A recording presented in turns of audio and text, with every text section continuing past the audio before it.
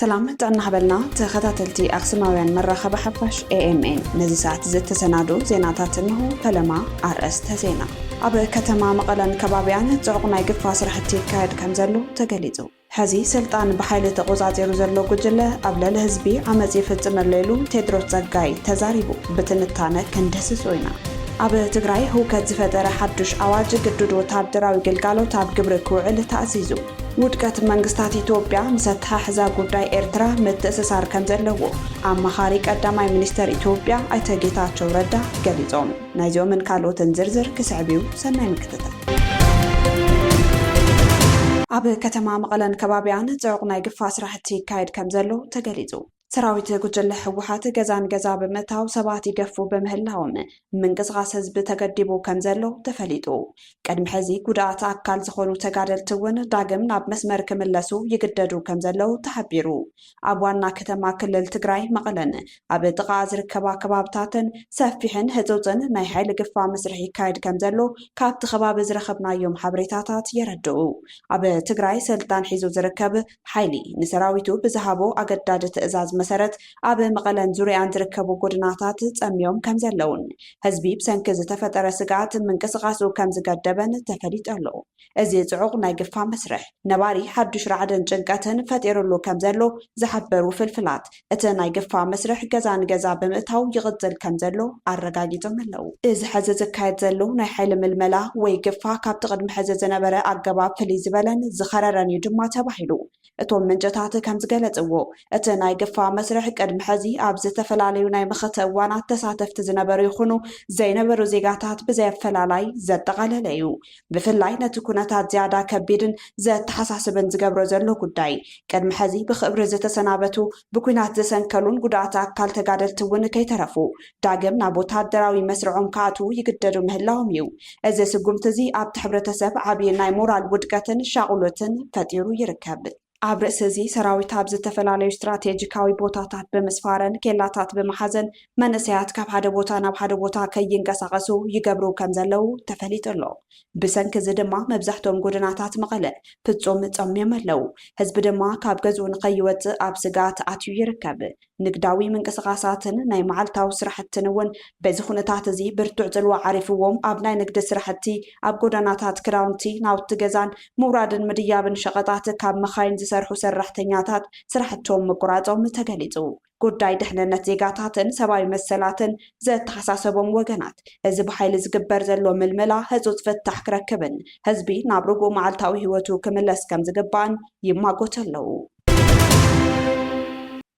ኣብ ትግራይ ሁከት ዝፈጠረ ሓዱሽ ኣዋጅ ግዱድ ወታደራዊ ግልጋሎት ኣብ ግብሪ ክውዕል ተኣሲዙ ክሳብ ብሞት ዘቕፅዑ ተረርቲ አንቀጻትን ንድሕሪት ተመሊሱ ዝውንጀልን ድንጋገ ዘካተተ ሰነድ ጉጅለ ህወሓት ተቃውሞ ይገጥሞ ኣሎ ዓለም ለኸ ተጣባቕቲ ሰብኣዊ መሰላት ነቲ ኣዋጅ መዝማዝን ኣሰካፍን ብምባል ክስረዝ ፀዊዖም ይኹን እምበር እቲ ህፁፅ ሕጊ ተግባራዊ ንምግባር ኣብ ኣብያተ ዕዮ መጋበርያት ጉጅለ ብደብዳቤ ተግባራዊ ክኸውን ተመሓላሊፉ ኣብ ክልል ትግራይ ንሰሙናት ከቢድ ወጥሪ ክትዕን ህዝባዊ ተቃውሞን ክፈጥር ዝቐነየ ኣሰካፍ ኣዋጅ ግዱድ ወታደራዊ ግልጋሎት ኣብ መላእቲ ክልል ኣብ ግብሪ ክውዕል ናይ መውዳእታ ትእዛዝ ተመሓላሊፉ ኣሎ ላዕለዎት ወሃብቲ ቃልን ካብ ውሽጢ ቤት ምክሪ ትግራይ ዝረኸብናዮም ሰነዳትን ከም ዘረጋገፅዎ ቁፅሪ 366 እዝባር 2018 ዝብል መፀውዕ ዝተውሃቦ እዚ ሓድሽ ኣዋጅ ሰፊሕ ተቃውሞ ይገጥሞ እኳ እንተሃለወ ብወግዕ ስራሕ ንክጅምር ብምክትል ኣፈ ጉባኤ ብሓይሊ ስልጣን ብሒቱ ዘሎ ሓይሊ እቲ ክልል ፌርማ ዝዓረፉ ናይ ትእዛዝ ደብዳቤ ተመሓላሊፉ ኣሎ እዚ 46 ገጻት ዝሓዘ ጽሑፍ ከቢድ መቕጻዕቲ ሞትን ንድሕሪት ተመሊሱ ዝውንጀለን ሕግታት ዝሓዘ ብምዃኑ ኣብ ማሕበራውን ስሩዕን ሚድያታት ሰፊሕ ቁጥዕን ስጋትን ፈጢሩ ይርከብ ካብ ውሽጢ ክልል ትግራይ ዝወፁ ናይ መወዳእታ ጸብጻባት ከም ዘመልክትዎ እቲ ንሰሙናት ህዝባዊ መዘራረቢ ኮይኑ ዝቐነየ ኣዋጅ ህላውን ድሕንነትን ህዝቢ ትግራይ ኣብ ግብሪ ንክውዕል ናብ ኩሎም ዝምልከቶም ናይ ፍትሕን ጸጥታን ትካላት መምርሒ ወሪዱ ኣሎ ቢቢሲ እውን ሮይተርስ ካብ ምንጭታቶም ዝረኸብዎ ሓበሬታ ከም ዘረድእዎ እዚ ኣዋጅ እዚ ኣብ ታሪኽ እቲ ክልል እቲ ኣከራኻሪ ሕጊ ኮይኑ ተመዝጊበሉ ድማ ኢሎም እቲ ኣብ ኢድ ጋዜጠኛታት ዝኣተወ ወግዓዊ ደብዳቤ 17 ሰነ 2018 ዓ.ም ዝወፀ ኮይኑ እቲ ንሕገ መንግስታዊ መትከላት ዝጥሕስ ተባሂሉ ብብዙሓት ወገናት ዝንቀፍ ዘሎ ኣዋጅ ካብቲ ዝተጠቐሰ ዕለት ጀሚሩ ብጊዜያውነት ግብራዊ ክኸውን ከም ዝተወሰነ የነፅር። እቲ ወግዓዊ ትእዛዝ ድማ ከምዚ ይብል። ኣብ ዝሓለፈ ጉባኤና ዝጸደቐ ኣዋጅ ህላውን ድሕንነትን ህዝቢ ትግራይ ገጽ 46 ዝሓዘ ኣዋጅ ክሳብ ብነጋሪት ጋዜጣ ዝሕተም ብጊዜያውነት እንዳሰራሕኩምሉ ክትጸንሑ ነተሓሳስብ ይብል። ብዙሓት ተጋሩን ናይ ሰብኣዊ መሰል ተጣበቕትን ነቲ ኣዋጅ ኣመልኪቶም ኣብ ማሕበራውን ስሩዕ ሚድያታትን ተቃውሞ ከስምዑ ዝቐነዩ ኮይኖም እዚ ሕጊ እዚ ንመሰረታዊ መሰል ዜጋታት ዝገህስን ንደቂ ሰባት ናብ ዘይደልይዎ ወታደራዊ ግጭት ዘእቱን እዩ ክብሉ ይጣበቑ። እዚ ኣብ ክልል ትግራይ ተፈጢሩ ዘሎ ሓዱሽ ናይ ሕጊ ምዕባለ ነቲ ዞባ ናብ ሓዱሽ ፖለቲካውን ማሕበራውን ቅልውላው ከእትዎ ከም ዝኽእል ተንተንቲ ፖለቲካ ይሕብሩ። እቲ ናብ ስልጣን ተመሊሰ ዝብል ናይ ሓይሊ ቤት ምኽሪ ነቲ ኣዋጅ ብምስጢር ኣጽዲቕዎ ምጽንሑን ሕዚ ድማ ብህፁፅ ኣብ ግብሪ ክውዕል መምርሒ ምትሕልላፉን ኣብ መንጎ ህዝብን መንግስትን ዘሎ ዘይምትእምማን ኣቕሚዕዎ ከም ዘሎ ተፈሊጡ ኣሎ። ውድቀት መንግስታት ኢትዮጵያ ምስ ኣተሓሕዛ ጉዳይ ኤርትራ ምትእስሳር ከም ዘለዎ ኣማኻሪ ቀዳማይ ሚኒስተር ኢትዮጵያ ኣይተ ጌታቸው ረዳ ገሊጾም።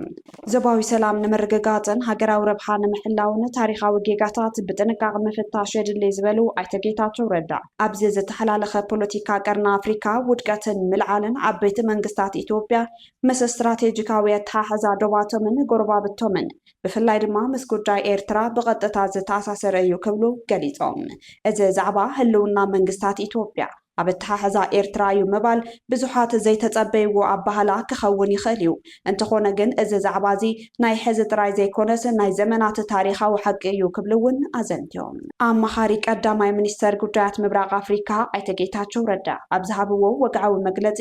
ኤርትራ ከም ሉዓላዊት ሃገር ኮይና ንኽትቅፅል እትገብሮ ዘላ እስትራቴጂካዊ ስሌት ምስ ሓፈሻዊ ኩነታት ህላውን ጸጥታ ኢትዮጵያ ዘይነጻጸል ምዃኑ ኣገንዚቦም። እቶም ኣማኻሪ ወሲኾም ከም ዝበልዎ ሃገራዊ ረብሓታት ኢትዮጵያ ንምሕላውን ዘላቒ ዞባዊ ሰላም ንምርግጋፅን ታሪኻዊ ጌጋታት ብጥንቃቐ ምፍታሽን እዋናዊ ስጋታት ጸጥታ ብስትራቴጂካዊ ኣረኣያ ምርኣይን ናይ ግድን የድሊ ክብሉ እውን ተሰሚዖም። ኣይተ ጌታቸው ረዳ ነዚ ሓሳብ እዚ ዘቕረቡ ናይ ታሪክ ውርሻታትን እዋናዊ ጂኦፖለቲካዊ ኩነታትን ብብትንታን ዝቐመጥዎ ስጋት ኣብ ዝገለጹሉ እዩ። ንሶም ኣብ መብርሂኦም ከም ዝሓበርዎ ኣብ ዝሓለፉ 100 ዓመታት ኣብ ኢትዮጵያ ዝተፈላለዩ ተኸታተልቲ መንግስታት ከምስረቱን ክወድቅን ከለው እቲ ኣንፈት ምስ ኣተሓሕዛ ጉዳይ ኤርትራ ብቐጥታ ዝተኣሳሰረ ከም ዝነበረ ታሪክ ዘይሃሶ ምስክርነት እዩ ዝበሉ ኮይኖም እቶም ኣማኻሪ ኣስዒቦም ከም ዝገለጽዎ ስርዓት ሃፀይ ሃይለ ስላሴ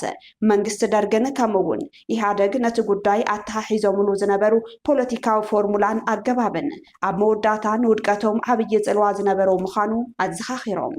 እዚ ድማ ዘርእየና ጉዳይ ኤርትራን ኢትዮጵያን ንሓደ ወገን ጥራይ ዝጸሉ ከይኮነስ ናይ ክልቲኦም ህዝብታት መጻኢ ዕድል ዘተሓሕዝ ምዃኑ እዩ ክብሉ እውን ንድሕሪት ተመሊሶም ተንተናዊ መብርሂ ሂቦም።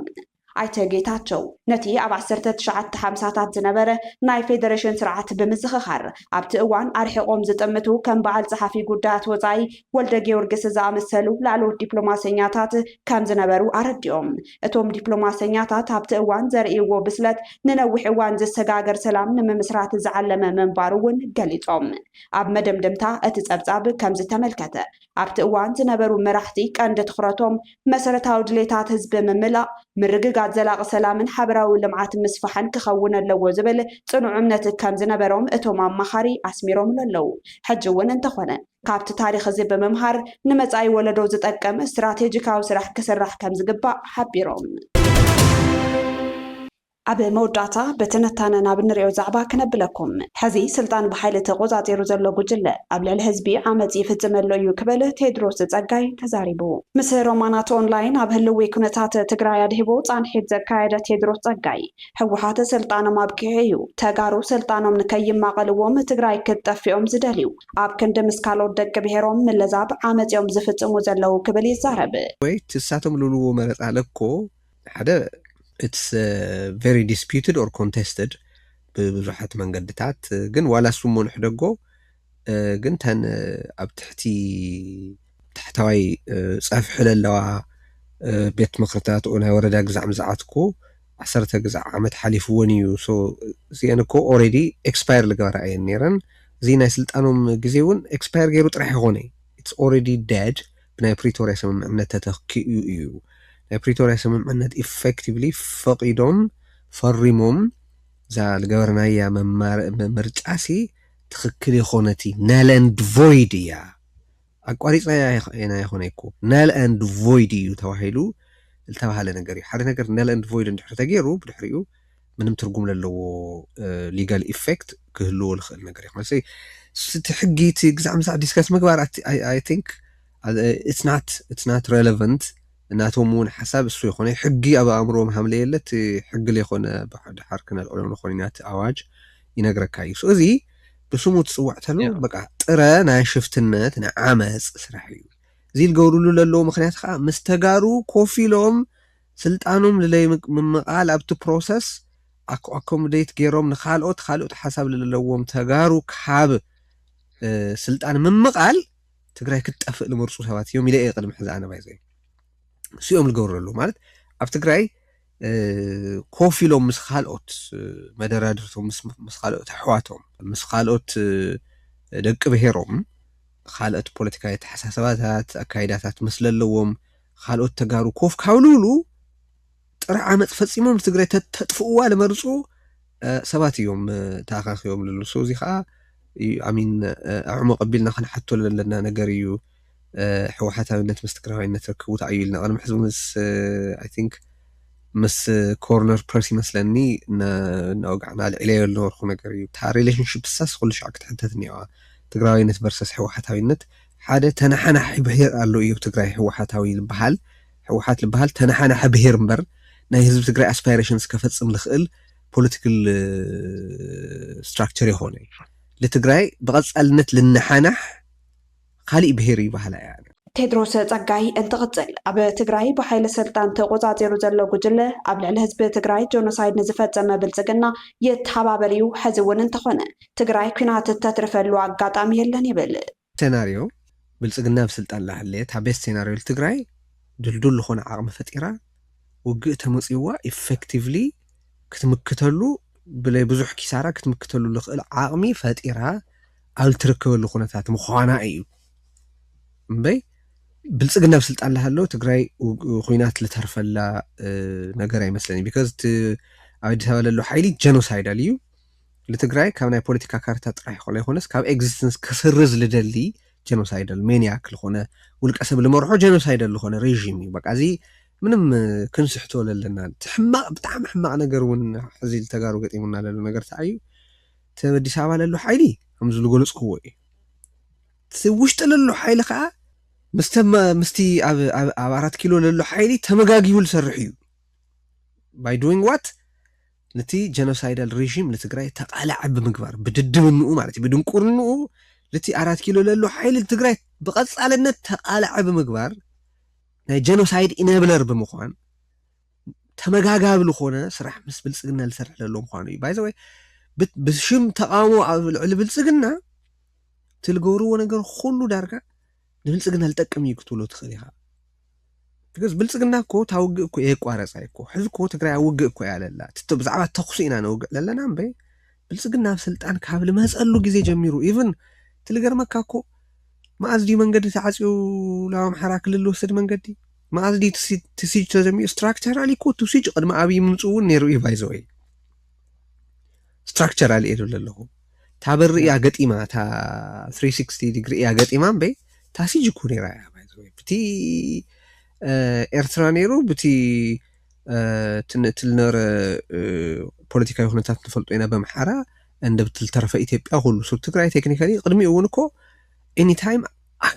ኣክቲቬት ክግበር ኣብ ልኽእል ሲጅ እያ ነይራ እቲ ሰብ ኣይሪኦ ይሰል ነበረ እዩ ግን ኣሚን ኩናት ሙሉእ ብሙሉእ ብወገን ትግራይ ክትት ምትራፍ ዝከኣለሉ ዕድል የለ ይባሃላ እያ ሓደ ሰባት እኒኡ ምስ ብልፅግና ብምስራሕ ንትግራይ ከምዚ ምግባር ይከኣል እዩ ግዛዕልሉ ወል ኣዘ ሓሳብ ኢንተርቴይን ምግባር ፅቡቅ እዩ ንምንታይ ሃምኡ ይሕሰብ ምናምን ክበሃል ይከኣል ግን I don't think it holds water ማለት ምንም ትርጉም ለለው ታይሽሙ ግን ለለው ይመስለኝ ቢካዝ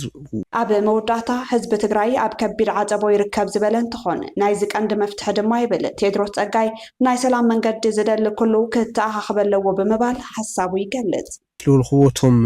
ናይ ጥፍኣት ሓይልታት ብጣዕሚ ፓወርፉል እዮም ግን ተስፋ ክንቆርጽ የብልና ይበሃል ኣየትና መጀመርያ ኣይ ቲንክ ክንገብሮ ንኽእል ነገር ተዓንቱ ዝገለጽክዎ ሻዕብያ ብልጽግና ዋላ ሕወሓት መንገዲ ውሑስ መንገዲ ትግራይ ክፈጥሮ ይኽእሉ ኢሉ ዝሓስብ ሰብ ክተኣኻኸብ የድልዮ እዩ እትና መጀመርያ ነገር እሱ እዩ ምትእኽኻብ ከድልየና እዩ ብልኾነ መንገዲ ብልኾነ ፎርም because ሕዚ እቲ ፀገም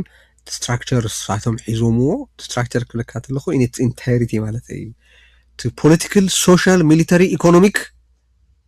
ስትራክቸር ብምሉኡ I mean መን ምስ መን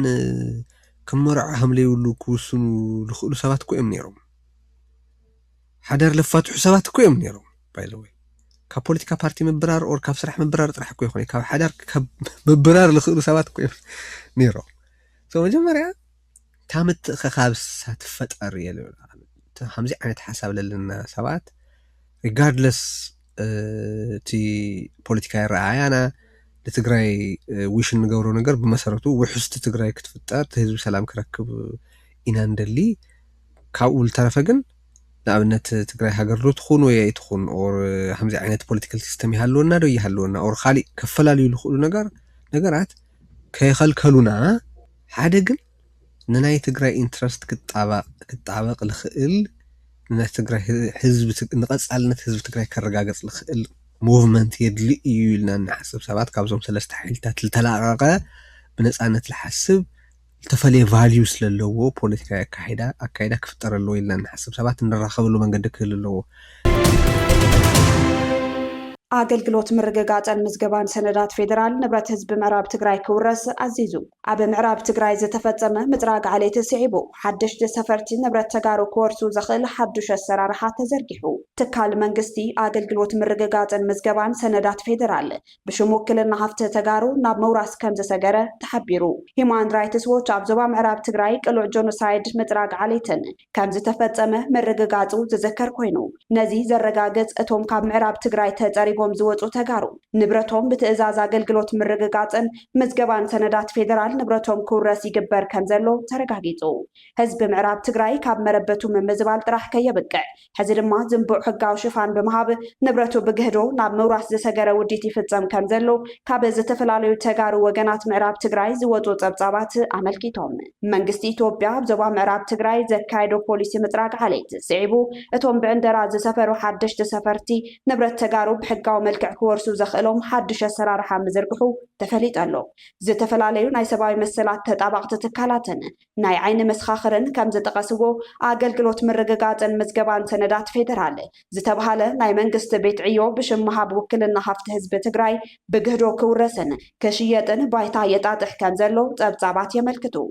ኣብ መላእ ዓለም ዝርከቡ ናይ ሰብኣዊ መሰላት ተጣባቕቲ ትካላትን ኣህጉራዊ ትካላት ብተደጋጋሚ ከም ዝጸብጸብዎ ኣብ ልዕሊ ህዝቢ ዞባ ምዕራብ ትግራይ ዝተፈጸመ ከቢድ ገበን ተስዒቡ በአጋጣሚ ብህይወት ዝተረፉ ወገናት ን6 ዓመታት ዝኣክል ኣብ ዝተፈላለዩ መዕቆቢ ማዕከላት ብጥሜት ሕማምን ዕርቃንን ይሳቀዩ ከም ዘለው ይፍለጥ እቲ ካብ መረበቱ ክስደድ ዘይከኣለን ኣብ ትሕቲ ሓይልታት ወረርቲ ዝወደቐን ህዝቢ ድማ ሕዚ እውን ሩኡይ ፅንተትን ገሰት መሰላትን ይፍጸመሉ ከም ዘለው ኣህጉራዊ ትካላት ተሓለቕቲ ሰብኣዊ መሰላት ሂማን ራይትስ ዎች ኣብ ቀረባ እዋን ዘውፅኦ ጸብጻብ ኣረጋጊጽዎ እዩ እዚ ከምዚ ኢሉ እንከሎ እቲ ፖለቲካዊ ውዲት ናብ ዝለዓለ ብርኪ ብምስጋር ሕዚ ድማ ኣብቲ ከባቢ ብፖሊሲ ምፅራግ ዓሌት ዝተዓጀበ ሰፈራ ምፍጻሙ ይንገር እቶም ሓደሽቲ ሰፈርቲ ነቲ ገዲፎምዎ ዝተሰደዱ ተጋሩ ሃፍትን ንብረትን ብሕጋዊ መንገድን ክወርስዎ በቤት ዕዮ ኣገልግሎት ምርግጋፅን ምዝገባን ሰነዳት ፌደራል ኣቢሉ ውክልና ብምሃብ ሃፍቲ ተጋሩ ናብ ምሻጥን ምልዋጥን ዝሰገረ ስራሕቲ ይፍጸም ከም ዘሎ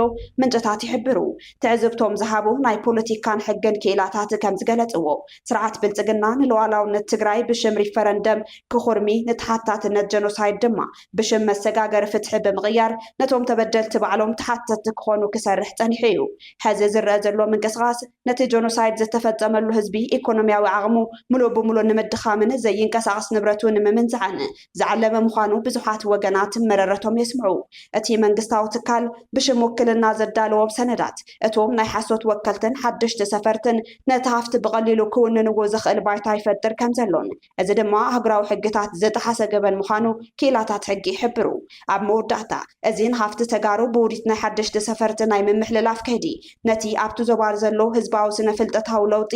ንምጽናዕን ነባሪ ትግራዋይ ናብ መረበቱ ንኸይምለስ ተስፋ ንምቑራፅን ዝተወጠነ ስትራቴጂካዊ ምዃኑ ተንተንቲ የረድኡ። ማሕበረሰብ ዓለምን ኣህጉራዊ ትካላትን ነዚ ሕጋዊ ሽፋን ዝተዋሃቦ ዘመተ ምውራስ ንብረት ብዕቱብ ክከታተልዎን ተሓታትነት ንክሰፍን ፀቕጢ ክገብሩን ከም ዝግባእ ድማ ዝተፈላለዩ ወገናት ይፅውዑ ኣለዉ። ካብ ኣክሱማውያን መራኸቢ ሓፋሽ ናይ ዝዕለት ዜናታት ክትከታተሉ ፀኒሕኹም ንምክትታልኩም ነመስግን። ምስ ዝተረፉ መደባትና ሰናይ ግዜ